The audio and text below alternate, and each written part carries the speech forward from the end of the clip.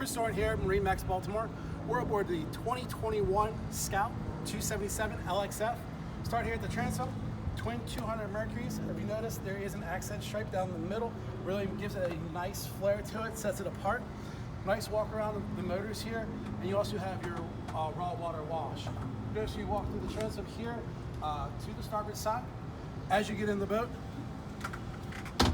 nice seating that does fold away with your bait well and your Yeti cooler. You also have a bait well here. Nice feature on this 277 is the dive door. Fold this away, makes it easy on and off at the dock or if you're swimming. Also notice on the floor, you have two fish boxes. As you move forward, very comfortable seating with the thigh rise bolster and the armrest. You do have an articulating Edson steering wheel, digital shift, Garmin GPS, and Garmin VHF, along with your Lenco trim tabs. Continue to move forward. You do have your fender pros, which are really nice for having to switch out at the dock and keeping your fenders tied at the height you'd like. You do have a battery charger here.